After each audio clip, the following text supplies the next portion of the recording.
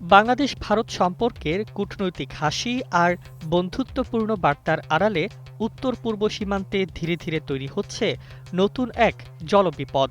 এমন আশঙ্কাই এখন বাড়ছে পরিবেশবিদ ও বিশ্লেষকদের মধ্যে।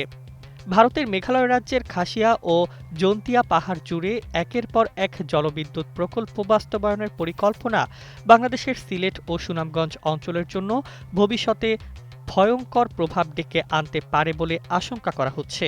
নোভা এলইডি টিভি, ঝকঝকে ছবি, নিখুঁত শব্দ, 5 বছরের ওয়ারেন্টি। নোভা মানি সঠিক মান, নিশ্চিত সেবা। ভারতের মিন্তদু ও কিন্ডসি নদে অন্তত 7টি জলবিদ্যুৎ প্রকল্পের পরিকল্পনা এখন আলোচনায়। এই নদীগুলো বাংলাদেশে প্রবেশ করে সারি গুয়াইন ও জাদুকাটা নামে পরিচিত। বিশেষজ্ঞদের মতে একাধিক রান অব দ্য রিভার প্রকল্প বাস্তবে নদীর স্বাভাবিক প্রবাহ ধ্বংস করতে পারে। এতে শুকনো মৌসুমে পানির সংকট, বর্ষায় হঠাৎ ঢল, নদী ভাঙন ও ভয়াবহ হরকাবানের ঝুঁকি বাড়বে। বিশ্লেষকরা বলছেন, ভারতের কেন্দ্রীয় সরকার ও বিজেপি নেতৃত্ব একদিকে ঢাকার সঙ্গে সম্পর্ক উন্নয়নের বার্তা দিচ্ছে, অন্যদিকে সীমান্ত ঘেঁষা রাজ্যগুলো থেকে বাংলাদেশ বিরোধী বক্তব্য ক্রমেই বাড়ছে। তারেক রহমান রাজনৈতিকভাবে সক্রিয় হওয়ার পর দিল্লির পক্ষ থেকে একাধিক কূটনৈতিক তৎপরতা দেখা যায়। বিজেপির পররাষ্ট্রমন্ত্রী সহ গুরুত্বপূর্ণ প্রতিনিধিদের ঢাকায় পাঠানো হয়। এমনকি হাইকমিশন পর্যায়ে বিজেপি ঘনিষ্ঠ নেতা দীনেশ দাসের মতো ব্যক্তিদেরও বাংলাদেশ ইস্যুতে সক্রিয় করা হয়।